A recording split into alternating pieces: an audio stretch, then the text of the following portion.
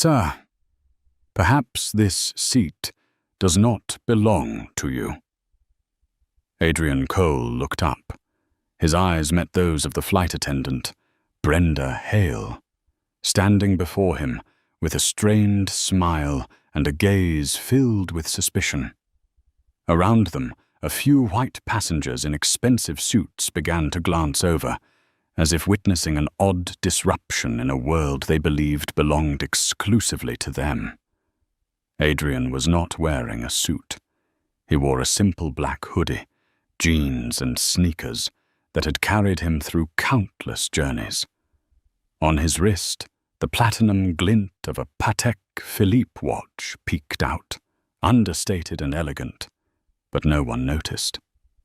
To them he looked like any ordinary traveler, perhaps even out of place in first class. What Brenda did not know was that the man she was trying to displace was the billionaire CEO of Global Ventures International, the conglomerate that had just acquired Skyline Airways, the parent company of the very airline she worked for. And tomorrow, when the news of the acquisition broke, her 15-year career would be over. 3 hours earlier, at the Tokyo airport security gate, Adrien had already felt the scrutinizing stares. Even though his boarding pass clearly stated Platinum Elite First Class, the security officer frowned, asking, "Are you sure you are in the right lane, sir? This is for first-class passengers." Adrien calmly handed over his passport and boarding pass again, saying nothing more. The officer hesitated, then reluctantly waved him through. Just ahead, a white businessman in a tailored suit was greeted warmly with bows and smiles, as though he were the only customer worthy of such treatment. Adrien was used to it in 23 years since founding his first company in a cramped apartment. He had learned what it meant to be judged by appearance rather than worth. But he had also learned one truth: silence could be the sharpest blade. Back on the plane, seat 5A, the window seat he had carefully chosen 24 hours earlier, was becoming the center of conflict. Another man, Graham Radcliffe, staggered into the cabin, the stench of alcohol heavy around him. His suit was wrinkled, his tie crooked, but his voice boomed with fake authority. "I reserved seat 5A. That is my seat." Brenda and Naomi, the two attendants, rushed forward, their voices suddenly soft and accommodating. "Please, Mr. Radcliffe, don't worry.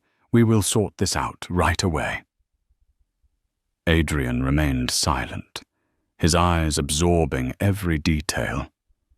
He had seen men like Graham before, men who believed a few reservations and a loud voice could buy submission. But what he noticed most was Brenda's dismissive glance when she turned back toward him, her disdain so clear it did not even need to be hidden. "Sir," Brenda lowered her voice, "there seems to be a system error. Could you kindly move to another seat? We have 7B available in the middle of first class." Adrien raised an eyebrow, his voice low but firm. "I chose 5A because I need the window. This is my ticket, and you have checked it 3 times already." The corner of Brenda's mouth twitched, her fake smile faltering for just an instant. She turned away, whispering to Naomi. Moments later, the cockpit door opened and First Officer Eric Vaughan stepped out, his voice dripping with authority. "Sir, we need this seat for a special passenger. We ask for your cooperation." "A special passenger?" Adrien lifted his boarding pass, his tone steady. "I paid for this seat. This is my boarding pass." Eric glanced at the ticket for only a second, then nodded dismissively, as though it meant nothing. "I'm sorry, but today you will need to move to another cabin. If not, I will have to call security." The cabin fell silent. A few phones were raised, red recording lights blinking.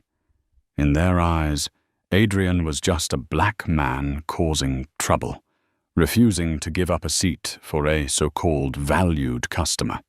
Adrien felt the blood pulsing at his temples. Throughout his career, he had chosen restraint, refusing to let anger destroy what he had built. And now was no different. He drew a long breath, stood, and folded his tablet. "Very well," he said slowly. "I will go." Brenda suppressed a victorious smile. Graham chuckled, pouring himself another glass of champagne that Brenda hurried to serve. And Adrien quietly walked to the back of the plane, settling into the cramped seat 34B between two strangers. But Brenda had made one critical mistake. He did not leave in defeat. He left to prepare a reckoning the airline would never forget. In the dim cabin, as the seatbelt sign turned off, Adrien opened his laptop.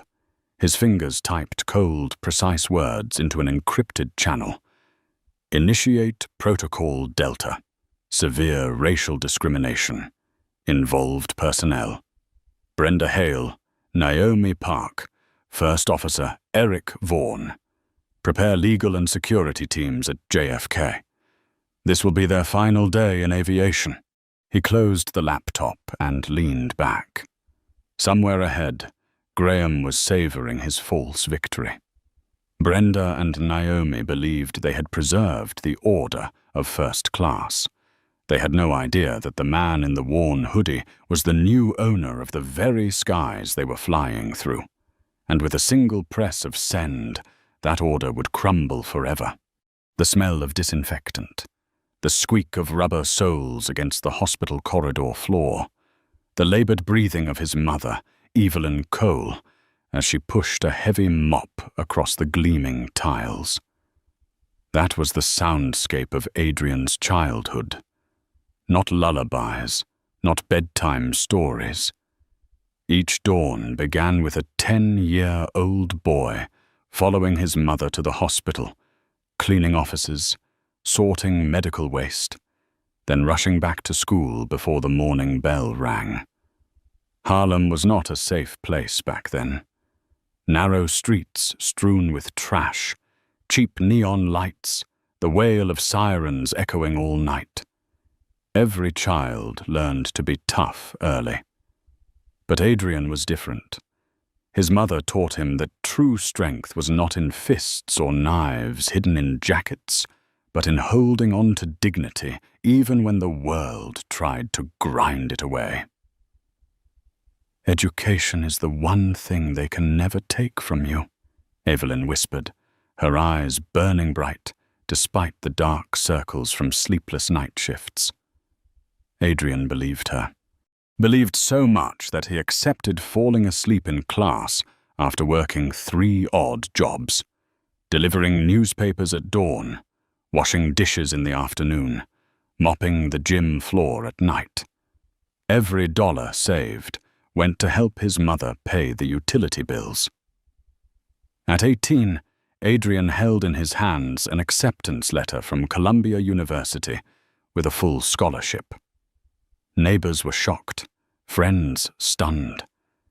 But he knew the real price had been years of exhaustion, calloused hands, and pride that never bent. At Columbia, Adrien was unlike anyone else. In advanced economics, he was the only black student. A professor once accused him of plagiarism because his essay was too strong. "There's no way you wrote this," the man said flatly. Adrien simply handed over his handwritten drafts, proving every idea was his sweat and blood. That suspicion, instead of breaking him, forged armor. Never wait for validation. Let results speak. After graduation, Adrien did not take the safe route. He did not join Wall Street like his peers, nor become an analyst at an investment firm. He rented a tiny apartment in the Bronx, set up an old wooden desk and a wheezing computer, and began typing the first lines of code for his startup. The first 3 years were hell. He slept on the floor, lived on instant noodles and cheap coffee, fueled only by his unshakable belief that one day his product would change how businesses secured their data. Some days he knocked on 20 doors, all closed in his face. But each rejection, each slammed door, only hardened his resolve. By year 5, the name Tech Systems appeared in a tech magazine for $1 million deal. Adrien was only 27, but already called the man who stepped from Harlem's shadows onto the launch pad. Success followed success. Tech became the first brick in what would grow into Global Ventures International. From startups, Adrien expanded into fintech, clean energy, logistics, media, and eventually, aviation. In every industry, every deal, he entered as the underestimated outsider, and always left with victories that stunned the financial world. By 46, he was one of the most powerful men in America. Fortune, Forbes, and Time ran his portraits in succession. Billion-dollar boardrooms and intercontinental contracts all bore Adrien's mark. But one thing never changed. At Tokyo Airport that morning, when the security officer frowned and asked, "Are you sure this is the first-class lane?" Adrien felt like he was 10 again. The Harlem boy shadowed through a supermarket by a manager, the Columbia student accused of plagiarism, the young entrepreneur mistaken for the assistant of his white CFO. He had climbed to the summit, but could not escape the shadow of bias. And perhaps that was why Adrien chose anonymity on this flight. No suit, no bodyguards, no markers of power, except a platinum watch hidden under the cuff of his hoodie. He wanted to see how the world treated him when no one knew who he was. What did they see?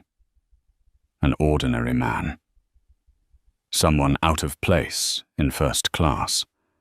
A mistake that could be corrected by shoving him into a cramped seat at the back. But that so-called mistake would soon turn into a storm. Adrien pressed himself into seat 34B, knees against the tray table, squeezed between two strangers. The tight space brought back memories. Cramped apartments, packed buses, nights of hunger spent studying under dim yellow light. He drew in a long breath, feeling past and present collide in his chest. And he knew. This was not just an insult. This was an opportunity.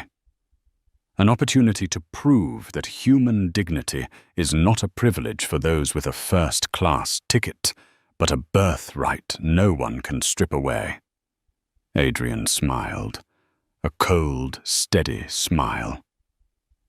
Because Brenda, Naomi, and Eric had just crossed the wrong man, one who could erase their careers with a single word. The first-class cabin glowed with soft light, sparkling off glasses of champagne. Every passenger wore tailored suits, polished shoes, voices steady and full of confidence. And then there was Adrien, half his face hidden under a plain black hoodie, sitting in silence, a shadow out of place in a picture painted to glorify luxury. Brenda Hale approached, her steps crisp, her face as cold as steel. In her hand was a silver tray, carrying only a glass of water without the coaster given to every other guest. A small gesture, but enough for Adrien to understand the message. You don't belong here. He accepted the glass without a word. His eyes, dark and deep, flashed cold for an instant. Brenda turned quickly away, smiling sweetly at the white gentleman in seat 5B, placing his champagne delicately on a coaster, bowing lower than necessary. More passengers filed in, Japanese, American, a few Korean businessmen, all marked by the right signs, glittering Rolex watches, Armani suits, glossy leather briefcases. None of them were asked to show their boarding pass again. No one except Adrien. Only minutes later, Brenda returned, eyes narrowing. "Sir, may I see your boarding pass once more?" Silently, Adrien handed it over. This was the third time. His expression calm, lips pressed tight. Brenda examined it longer than needed before nodding reluctantly. "Thank you, sir." Her voice lingered on "sir," like mockery. Across the aisle, a white man in a grey suit leaned back, arms crossed, smirking. To him, the sight was amusing. A black man in a hoodie, misplaced in a world built for men like him. Adrien felt every glance. None of it was new. His entire life and career had been shadowed by suspicion, by judgment, by questions of worthiness. But this time was different. This time, he was the man who held the future of this airline in his hands. Suddenly, raised voices cut through the false calm at the cabin door. "Seat 5A is mine!" Graham Radcliffe stumbled in, reeking of alcohol. His suit rumpled, his tie dangling loose, but his voice carried the arrogance of entitlement. Brenda transformed at once. Her smile softened. Her hand touched Graham's arm gently, soothing him like a petulant child. "Mr. Radcliffe, please take seat 5D for now. We'll resolve this immediately." Within seconds, a glass of champagne appeared in his hand, without him needing to ask. Adrien's heart beat slow but heavy. He knew what was coming, and it came. Brenda turned back, her smile stiff. "Mr. Cole, unfortunately, the system made an error. Seat 5A actually belongs to a Diamond member. We ask that you kindly move to another seat." Adrien stared directly into her eyes. "This is the seat I reserved yesterday. This is my boarding pass. You have already confirmed it 3 times. Brenda's face faltered, then hardened. She turned away, whispering to Naomi Park. Naomi hurried into the cockpit. Moments later, First Officer Eric Vaughan emerged, his expression severe, his tone heavy with authority. "Sir, we need your cooperation. Mr. Radcliffe is an important client. If you refuse, we will have to call security." The cabin fell silent. A few phones lit up, cameras already recording. In their eyes, Adrien was just another black man making trouble, refusing to give up a seat to a valued customer. Adrien felt his pulse pounding. A part of him wanted to explode, to shout and rip the mask off the injustice, but he remembered what his mother had taught him, dignity above all. He swallowed hard, rose slowly, lifting his bag. "Fine," he said, voice steady, each word like a hammer. "I will go." Graham laughed loud, tipping back champagne. Brenda smiled faintly, certain she had won.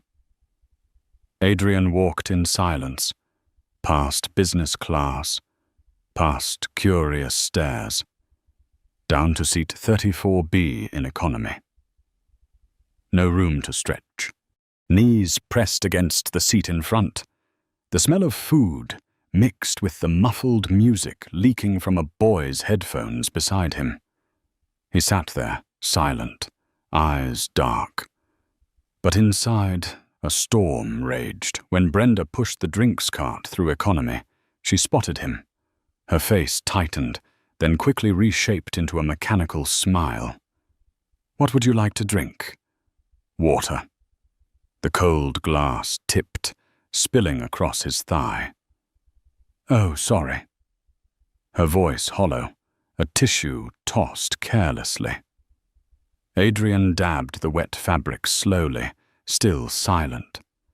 But her whisper to Naomi carried clearly. Does he really think he deserves first class? Probably using someone else's ticket. Naomi giggled. That hoodie?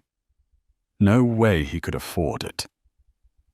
A few passengers turned, uneasy, but quickly looked away. No one spoke up. Adrien did not respond. Instead, he opened his laptop. His fingers tapped cold words into an encrypted channel. Skyline Airways, Flight TK447. Severe discrimination. Staff involved: Brenda Hale, Naomi Park, First Officer Eric Vaughan. Legal team to prepare at JFK. Initiate Protocol Delta. He hit send, then opened another file. He began listing times, actions, words. Every detail was evidence. The cabin shook gently as the plane pierced the clouds. And in the cramped darkness of seat 34B, a verdict for the entire system was already being written, high above the sky. The engines hummed steadily. The cabin glowed with soft light, but to Adrien, every moment weighed heavy like a courtroom session. Seat 34B, pressed tight on both sides, his knees jammed into the seat ahead, the air thick with the smell of spilled food and sweat. He was not just a downgraded passenger. He was a witness to a theater of injustice playing out before his eyes. A black woman, around 30, sat in row 36. She pressed the call button, her voice trembling. "Excuse me. May I have another blanket? It's very cold." Naomi appeared, her face professional, but her reply firm. "I'm sorry. Blankets are reserved for premium economy and above." The woman lowered her head in silence. Minutes later, Adrien watched Naomi hand a blanket to a white couple in row 38, also seated in economy. They accepted it with grateful smiles. The woman in 36 bit her lip, turning toward the window. Adrien made a note. Time? 14:10. Black female passenger. Request for blanket denied. White passengers in row 38 received blanket. Nearby, a Muslim family of 4, father, mother, 2 young children, waited for their special halal meals they had pre-ordered. When the food cart rolled past, Brenda shrugged. "Sorry, the kitchen must have forgotten." Adrien frowned. He had seen the halal boxes being loaded before boarding. Where had they gone? As the parents tried to calm their hungry children with dry bread, Brenda carefully placed one of those halal trays in front of a white businessman ahead. Not halal, but that hardly mattered to him. Adrien wrote, 14:25. Muslim family. Special meal denied. Halal meal served to white passenger who did not request it. In row 33, an elderly Asian man held the drink menu, his accent thick. "Orange juice, please." Naomi frowned and shook her head quickly. "No." The old man had no chance to protest before his daughter laid a hand on his arm. eyes cast down. But Adrien, watching closely, saw the cart a minute later deliver a glass of chilled orange juice to the white passenger in 32A. He wrote, 1440.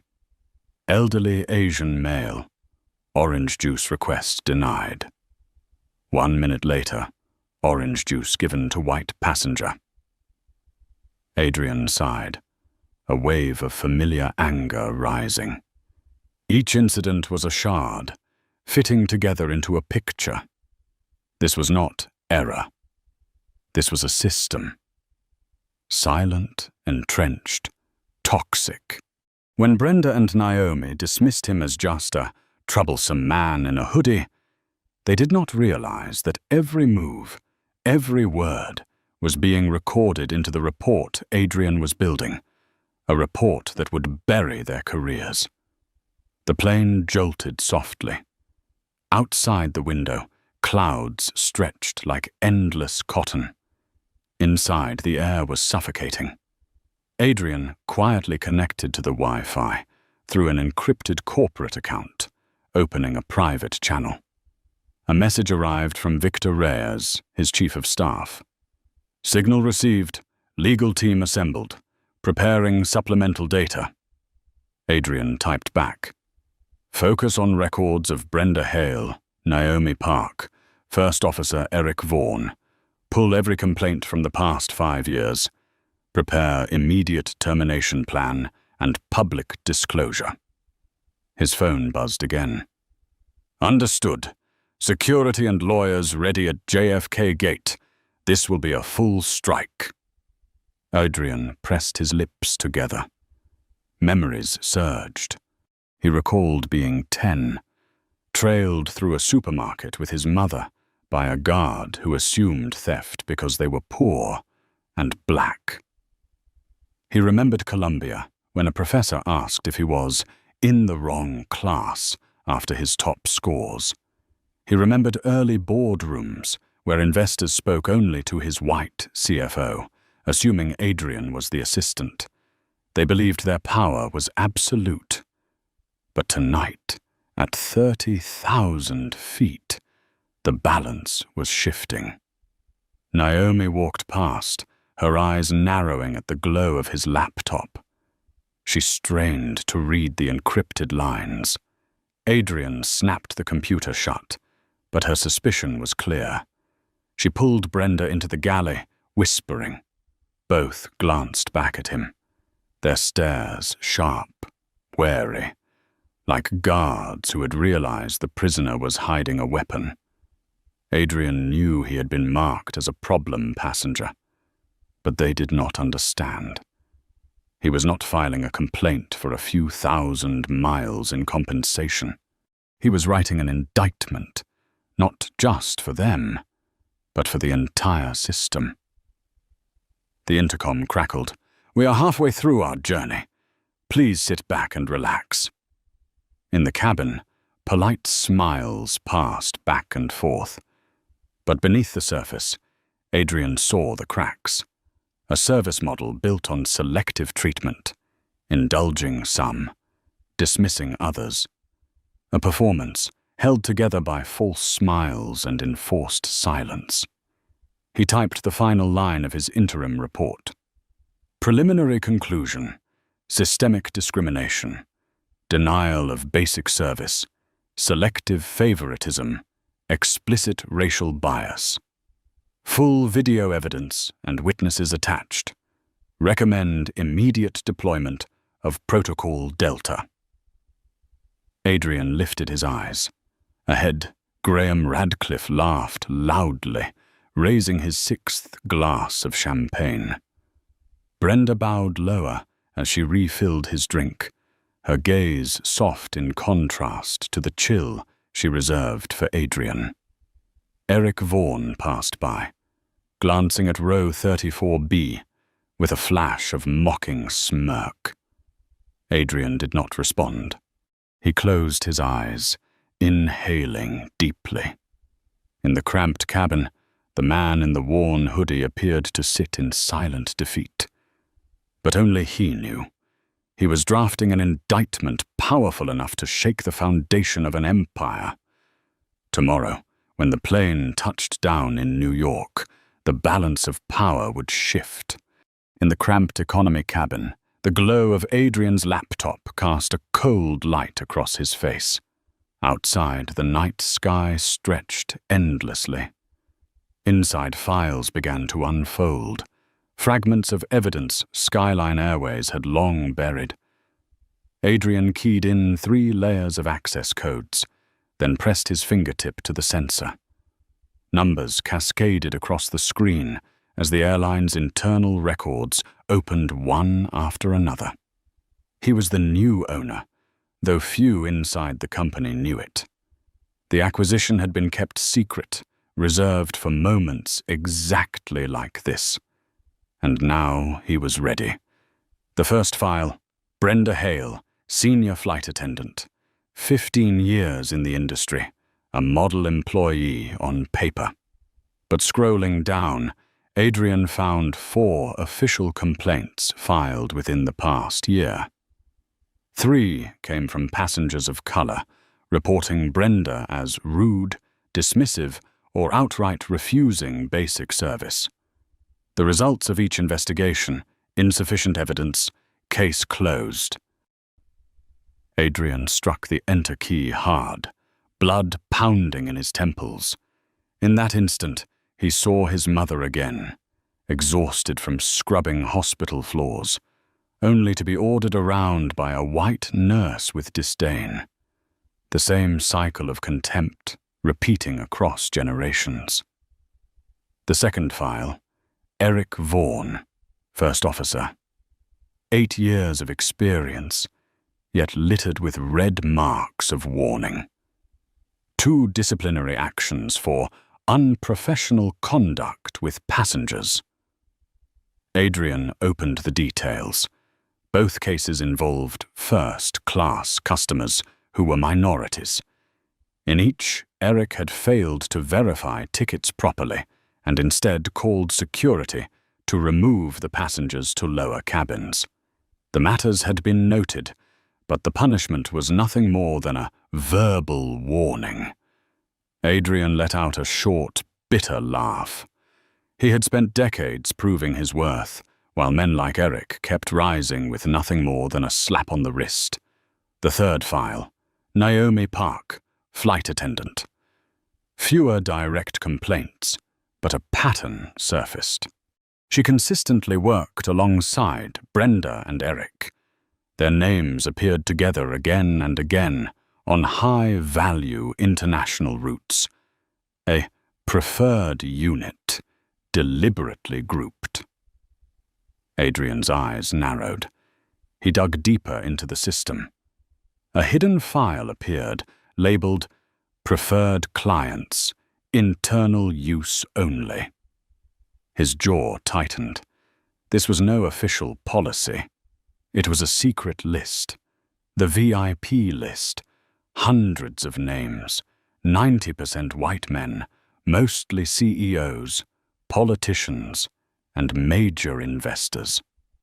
Notes spelled it out. Always upgrade if seats available. Always serve champagne. Never recheck boarding passes. Assist with personal luggage. Prioritize window seats. Adrien scrolled further. Another list emerged. The watch list. A chill swept down his spine. This was a blacklist of passengers to monitor. Predominantly people of color, Muslims, or anyone who had previously filed complaints. Notes instructed: check boarding passes multiple times, limit alcohol service, reduce priority whenever possible, report if showing signs of disturbance. Adrien sat still, his heart pounding against his ribs. This was not about a few individuals. This was systemic. A culture designed, maintained, encouraged. Up front, Graham Radcliffe burst out laughing, his voice slurred with alcohol. Now this is first-class service. They know how to treat important people. Brenda bent low, pouring his 7th glass of champagne. Naomi smiled as though Graham were the brightest star in the cabin.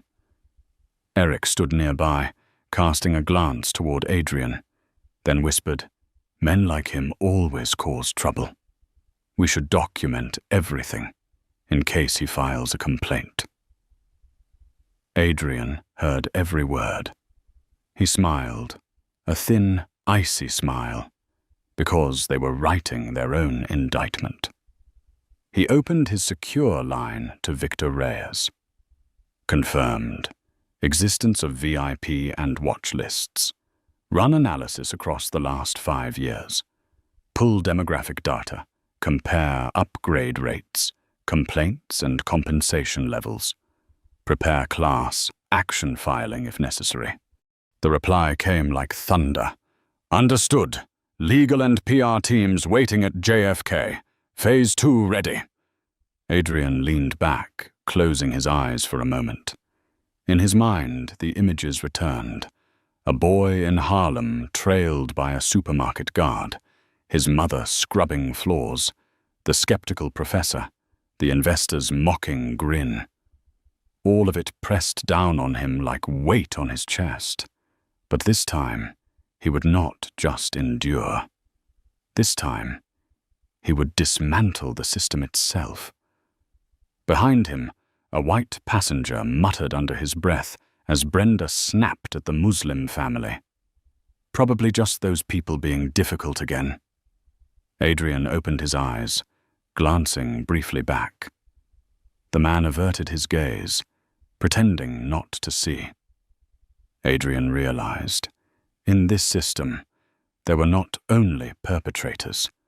There were countless enablers, complicit in silence. Adrien placed his hands on the keyboard, typing his final note. This is no longer a flight. This is a test for an entire culture. The aircraft pierced through the night sky, leaving a faint trail of light behind. And in the cramped seat of economy, a plan had crystallized. A plan to erase discrimination rooted deep within, and to rebuild a sky of justice from the ashes. The captain's voice came over the intercom. Ladies and gentlemen, we are now landing at John F. Kennedy International Airport, New York. The weather today is sunny, 24 degrees Celsius. Thank you for flying with Skyline Airways. Adrien opened his eyes. His laptop screen had gone dark, but on its drive the evidence sat waiting to be unleashed. He closed it, locked it, his heartbeat steady and heavy, like war drums announcing a battle about to begin. The plane touched the runway with a jolt, the fuselage rattling as the engine slowed. In first class, Graham Radcliffe lounged back, finishing his last drink, leaving bottles scattered across the floor. Brenda and Naomi forced smiles, pretending not to notice the angry stares from passengers who had recorded the earlier incident. Eric Vaughan stole glances toward the back, where Adrien sat unmoving, silent as a shadow. But when the jet rolled into gate B-27, everything would change. The announcement came, "First and business class passengers, please disembark first." Brenda leaned on the words, "first class," her eyes flicking toward Adrien as if to remind him he did not belong among them. She smoothed her hair, her smile strained but satisfied. Naomi stood ready, nearly bowing as she handed Graham his bag. Adrien did not rush. He waited, as he always did, knowing how to hold for the right moment. When the cabin was nearly empty, he rose. He lifted his bag and walked out, the rhythm of his sneakers striking against the floor. Brenda frowned as she saw he was the last passenger off, then quickly masked it with a polite smile. "Have a pleasant trip," she said. Adrien did not answer. He looked straight ahead, his eyes so cold They sent a chill down her spine. The door opened. A rush of cool air from the jet bridge swept in. And waiting at the end of the walkway stood a group. Victor Reyes, his chief of staff, in a dark blue suit, eyes blazing. At his side, 4 security officers, towering and immovable, blocking the path like a wall.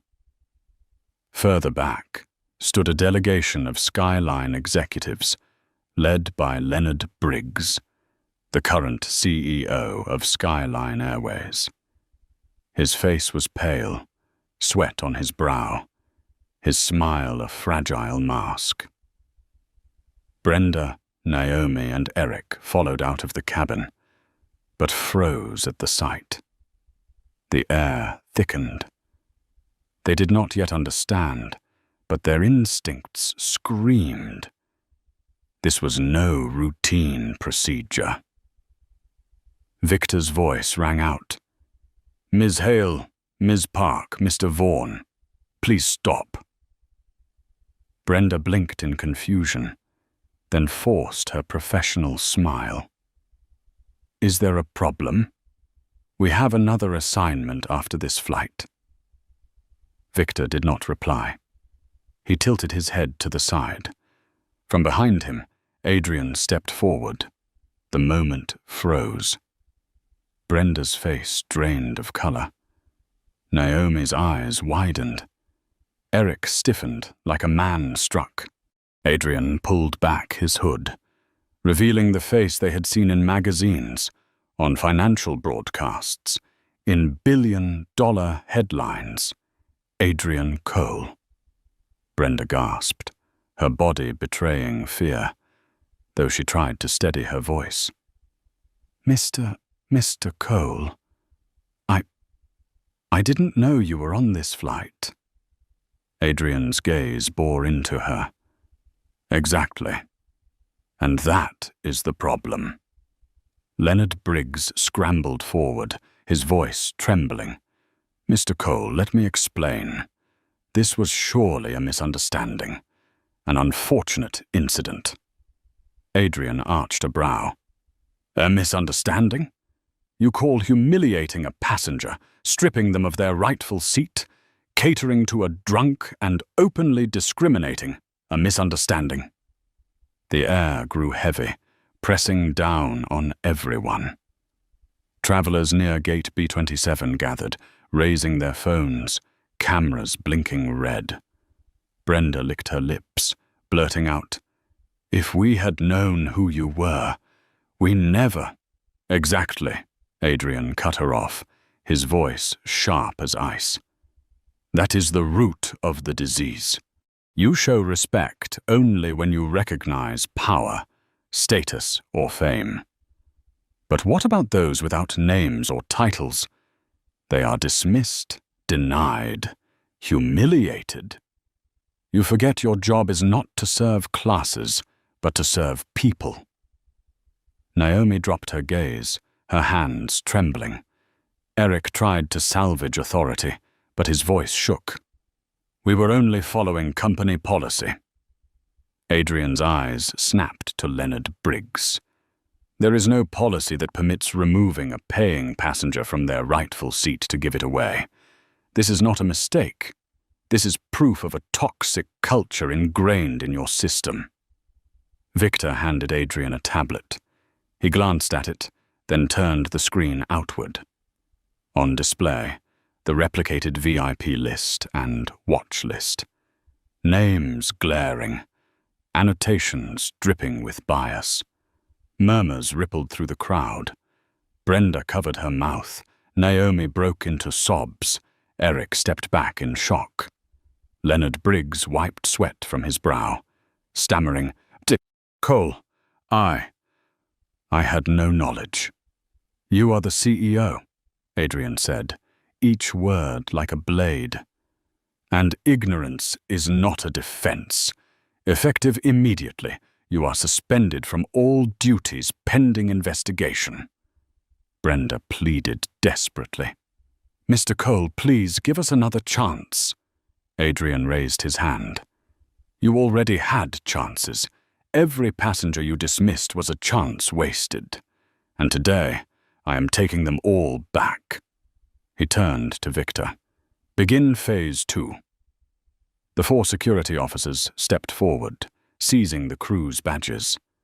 Brenda, Naomi, and Eric stood frozen, stripped of their authority.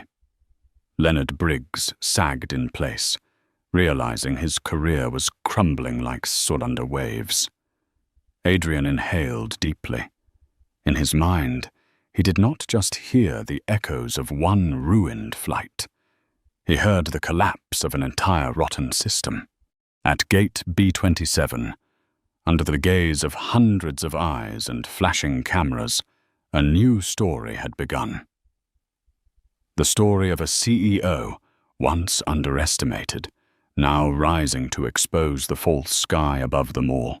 The air at gate B27 froze the moment Adrien Cole revealed his true identity. Brenda Hale staggered, her lips trembling. Naomi Park went pale, her eyes brimming with tears. Eric Vaughan stood rigid, as if the ground beneath him had cracked open. Leonard Briggs, CEO of Skyline, wiped sweat from his temples, struggling to hold a smile and failing. Around them, passengers raised their phones higher, capturing every second. The glow of cameras, whispers, widened eyes. No one had imagined that the man in a plain hoodie, dragged from a first-class seat, was in fact the owner of the entire airline. Adrien did not need to shout. He simply stepped forward, his voice steady but commanding. You thought I was just a passenger out of place. You forgot that sometimes the one in seat 34B is the one who decides the fate of an entire crew. Victor Reyes gave a signal. Security moved in, pulling Brenda, Naomi, and Eric aside. Brenda forced a brittle smile. Mr. Cole, surely this was just a misunderstanding. Adrien locked his eyes on hers. Misunderstandings do not repeat. Misunderstandings do not produce secret VIP lists. Misunderstandings do not force a passenger out of a seat they rightfully purchased. Eric summoned his courage, voice raspy. We were only following procedure. Diamond customers. What procedure? Adrien cut him off, his tone sharp as steel. There is no Skyline procedure that allows stripping a passenger of their seat to favor a drunk. Do not mistake cowardice for policy. Naomi lowered her head, her trembling hands clenched tight. For the first time, she could not find words to defend herself. Leonard Briggs rushed in, desperate to salvage.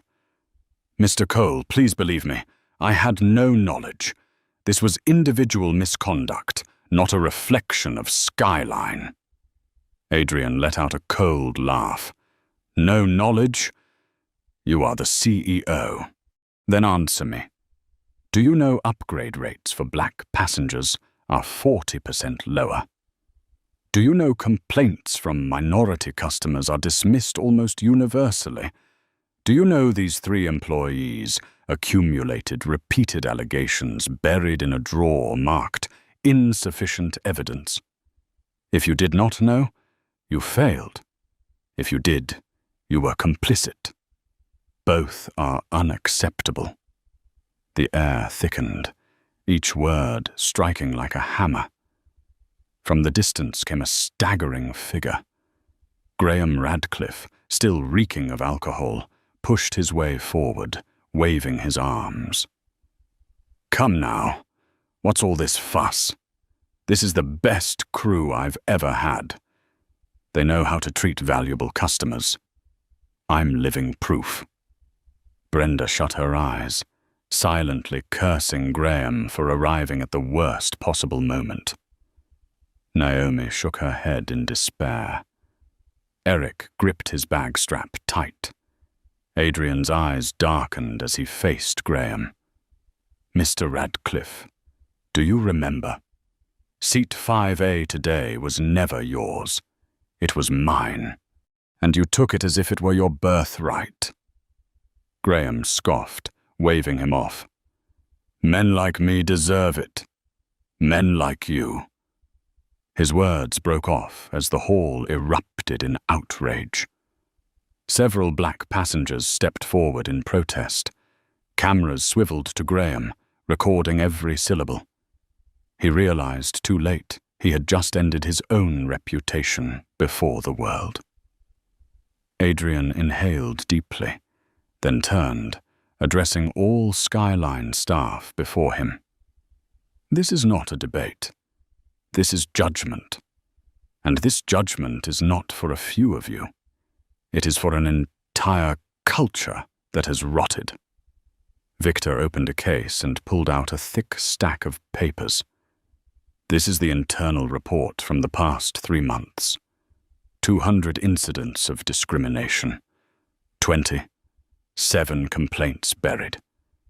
Evidence of the VIP and watch lists. Everything is ready." Adrien's voice thundered. "You turned service into theater, cabins into trenches of prejudice. But as of today, that ends." Leonard Briggs trembled. "Mr. Cole, I beg you, give Skyline a chance." Adrien raised his hand to silence him. "This chance is not yours. It belongs to the passengers who have been ignored for far too long, and I will return it to them." He turned to Brenda, Naomi, and Eric. "Today, you will leave Skyline. But remember, unemployment is not tragedy. The true tragedy is losing your humanity without ever realizing it." Brenda's shoulders collapsed, tears streaming down. Naomi fell into a seat, shaking. Eric ground his teeth, but his eyes were hollow. Adrien turned back to Leonard Briggs and the executives beside him. "As for the board, you will hear your judgment in the emergency meeting room. I will not strip you in front of the public, but know this: your grace period is over." Victor gestured. Security escorted the leadership team away, along with the crew. The group moved in tense silence, leaving the passengers stunned. A single clap broke out, then spread like a wave. Not for the chaos, but for the moment justice was laid bare. Adrien walked forward, his sneakers striking firm against the airport floor. He knew every camera was fixed on him, every headline already written. But in his mind, one truth remained. This was not the end. This was only the first step of a complete rebirth. By tomorrow, Skyline would no longer be Skyline, and the skies themselves would change color. The emergency conference room inside JFK Airport's business wing glared with white light. The long oval table, lined with leather chairs, offered no comfort to anyone seated there. The air was dense, heavy like a storm about to break.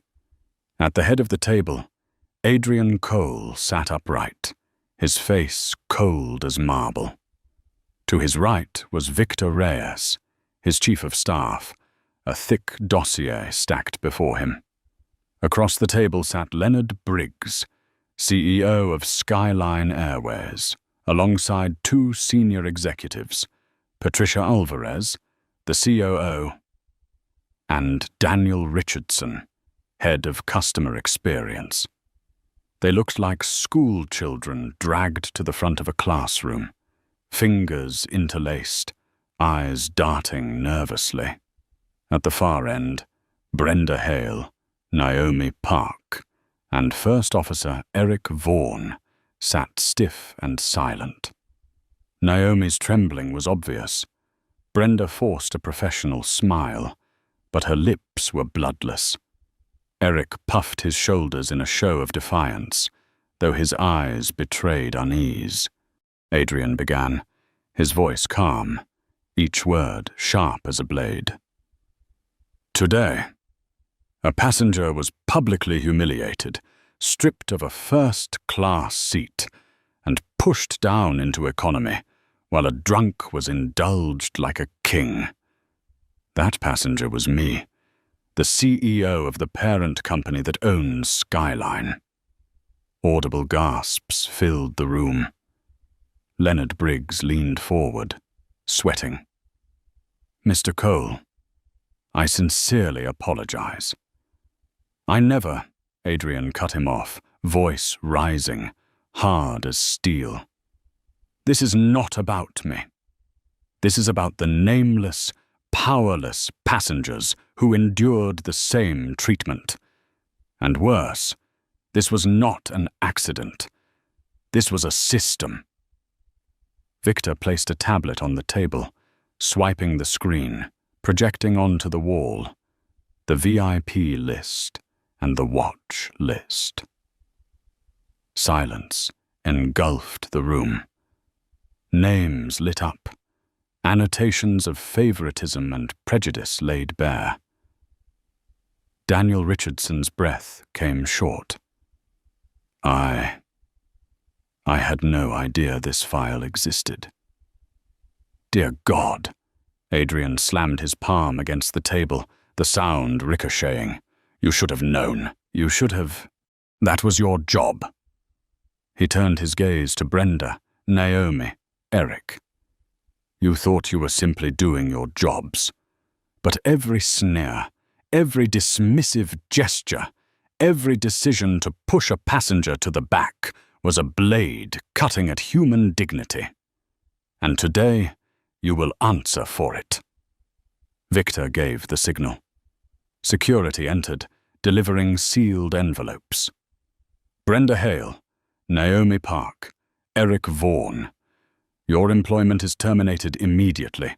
All access revoked. The company will not tolerate discrimination.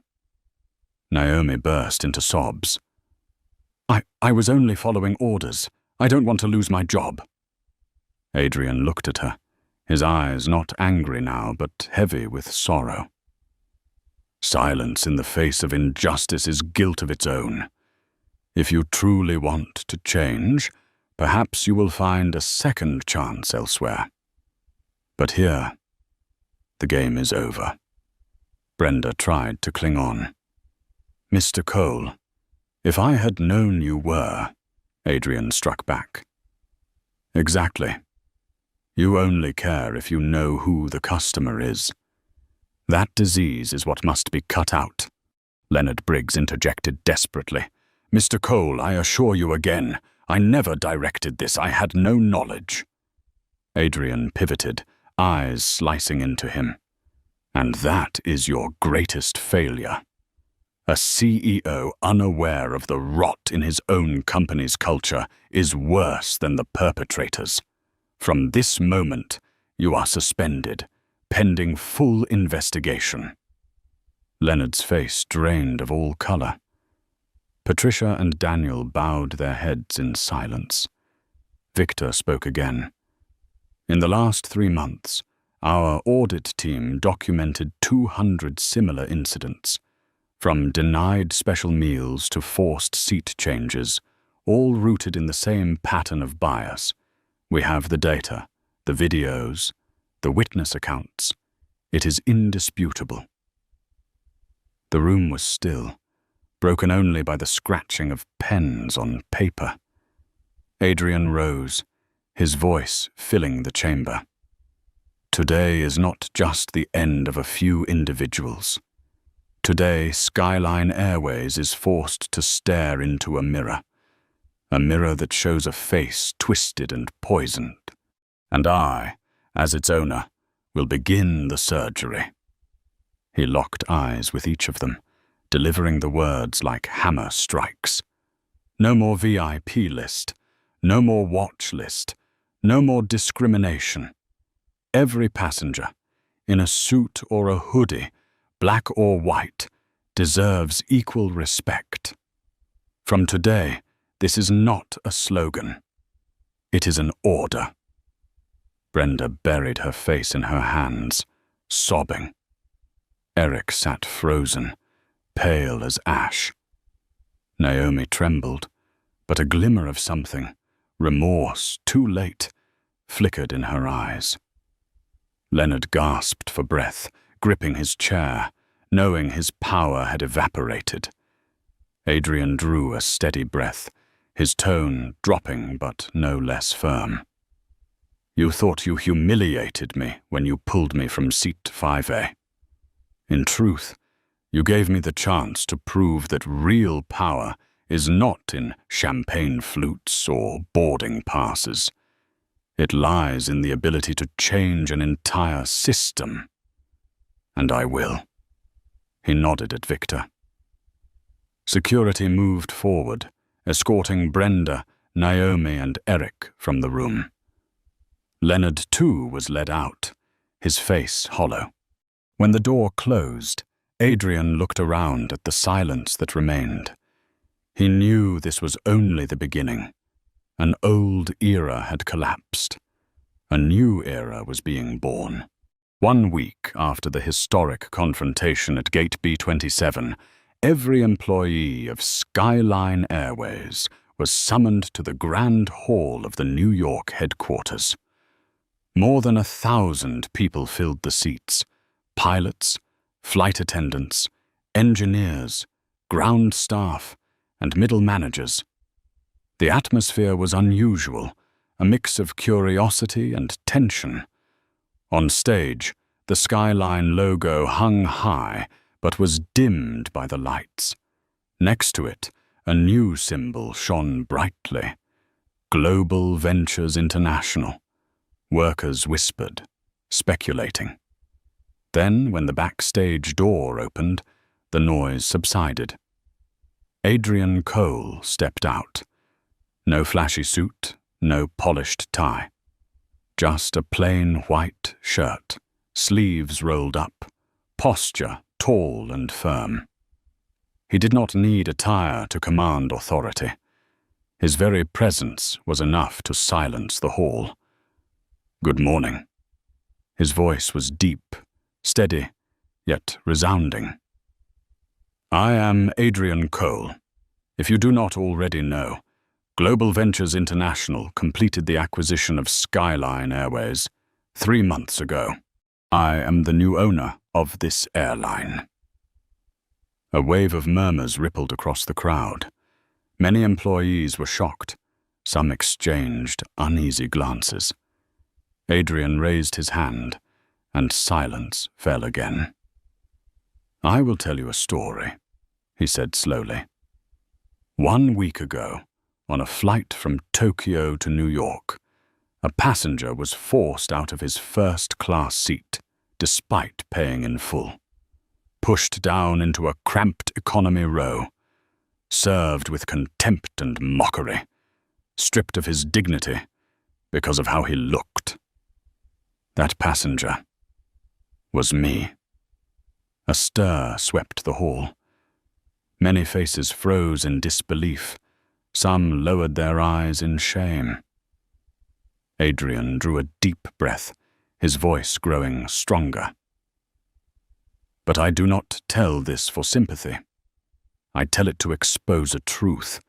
If it can happen to me, a CEO, a billionaire, then it has happened countless times to passengers without power. And you all know that. Victor Reyes, standing at the side of the stage, tapped his tablet. Behind Adrien, the massive screen lit up with charts and figures. Over the past 3 months, Adrien continued, we conducted a full audit. The results? Passengers of color were 40% less likely to receive upgrades compared to white passengers of the same tier.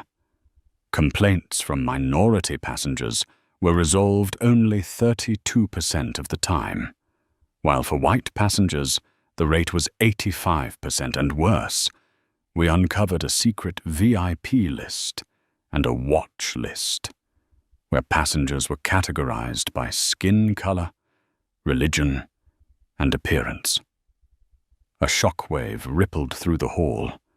Many employees covered their mouths. Some clicked their tongues in disbelief. Others bowed their heads, knowing they had seen such things, but stayed silent. Adrien pressed on. His voice surged, rising to a crescendo. This is not the fault of a few individuals.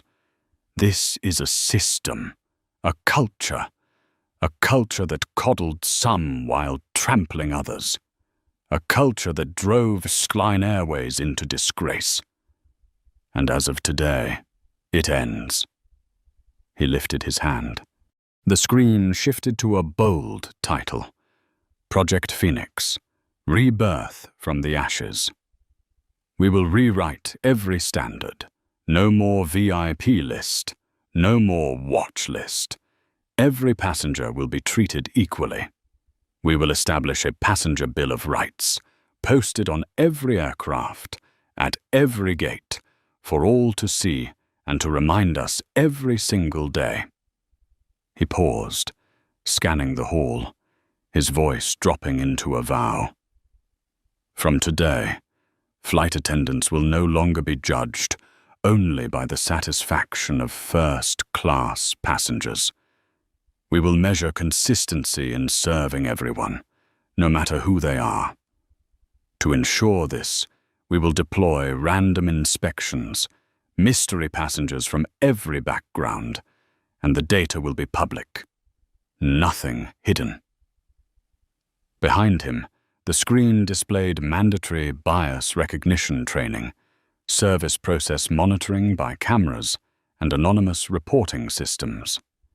Adrien stepped down from the podium, moving closer to the audience. He no longer spoke like an executive, but like a storyteller. When I was 10, a supermarket guard followed me and my mother, simply because our skin was not white. When I was in college, a professor asked if I was in the wrong class because I scored too high. And last week, when I was already a CEO, they dragged me from first class because they thought I did not belong. This is not just my story. This is the story of millions of passengers. He stopped, eyes blazing. But we have the chance to change. Not just to patch policies, but to rebirth the entire system. Skyline will no longer be Skyline. It will become Horizon Global Airways, a new sky where no one is judged unworthy because of appearance or origin.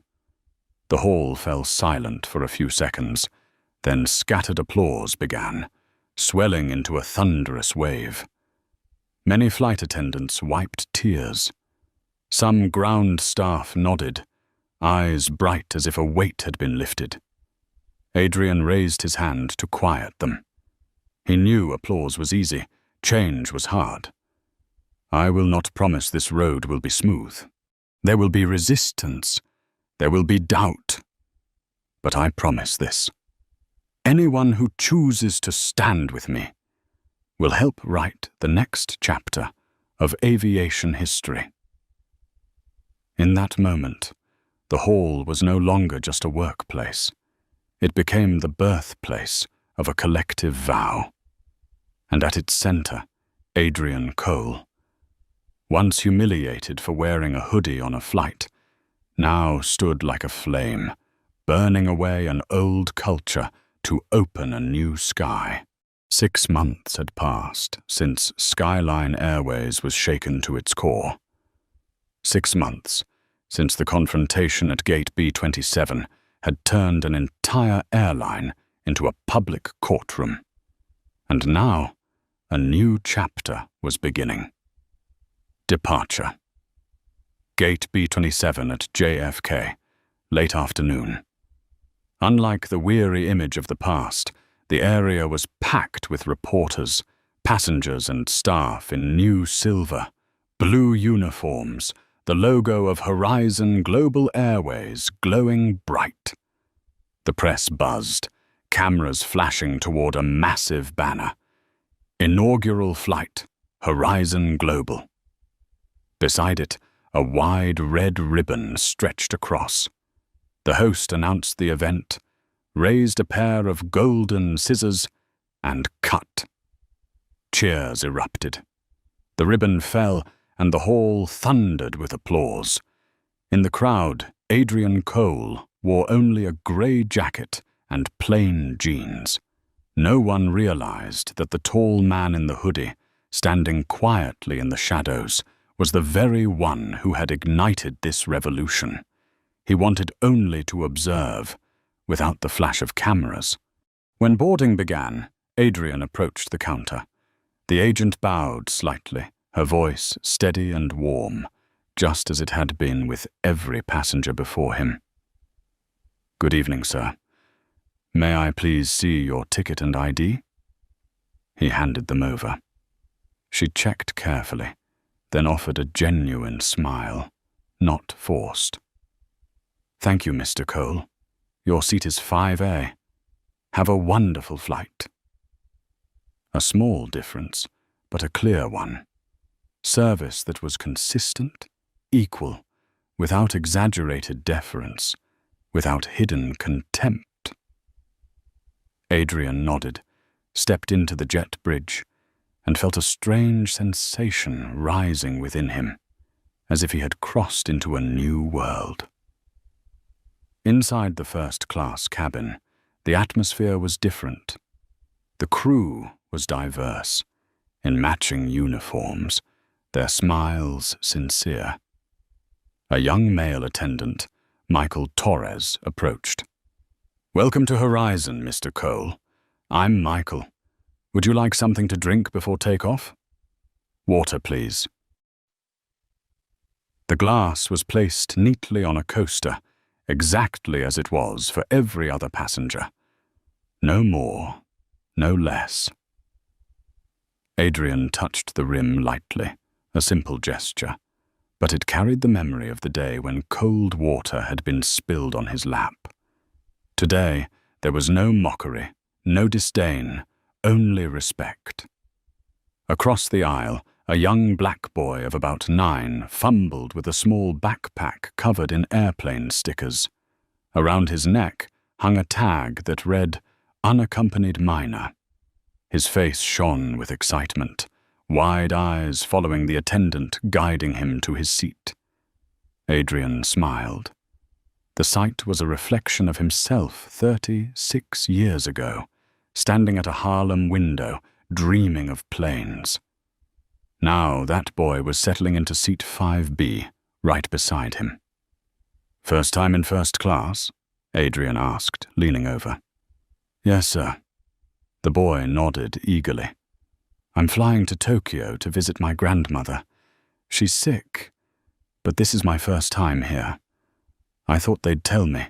I was in the wrong seat." Adrien froze. His chest tightened. He placed a hand on the boy's shoulder. "No, this is your seat, and no one has the right to tell you otherwise." The intercom chimed. "Good evening, everyone. I am Lisa Bennett, Head of Training for Horizon Global. Before we take off, we want to introduce the Passenger Bill of Rights. This is our pledge, to respect and serve every passenger equally, regardless of status, skin color, or religion." Lisa stepped to the front of the cabin, her voice steady, her eyes determined. Adrien looked at her and remembered Naomi whispering mockery behind the service cart. The same person, but different choices had turned her into a symbol of change. As the plane taxied, Adrien gazed out the window. New York glowed below, the night spreading like a velvet blanket. Engines roared, the fuselage shook, and then lifted off the ground. At that moment, Adrien turned to the boy. His eyes sparkled, glued to the glass. "Are you scared?" Adrien asked with a laugh. No, the boy exclaimed, because I know every flight is an adventure. Adrien chuckled. No, because I know every flight is a new beginning. The boy grinned wide. Then this is my adventure.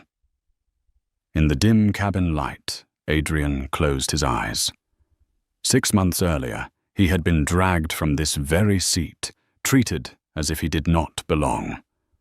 Today he sat in it again, not to prove his worth, but to witness the beginning of an era. He listened to Lisa explaining the new training program, to the boy's laughter as he discovered the reclining seat, to the attendants addressing every passenger with equal respect. And in his heart, he knew the true victory was not in firing a few offenders. Victory was in the change that had taken root, in a world where the boy beside him would grow up never fearing the question, "Are you sure this is your seat?" Adrien opened his eyes, gazing out into the endless sky. Reflected faintly from the wing was the bold name painted on the aircraft. Horizon Global Airways, a new horizon. A reminder that from the ashes, sometimes the strongest thing to rise is not power, but dignity. And so the story closes, not with the noise of a scandal, but with the silence of a sea that has just changed its color. Adrien Cole boarded a plane in a simple hoodie, forced to leave his first-class seat in humiliation, only to return to that very seat with a mission fulfilled, turning personal pain into the foundation for change across an entire industry. But the question that remains is not for him. It is for us.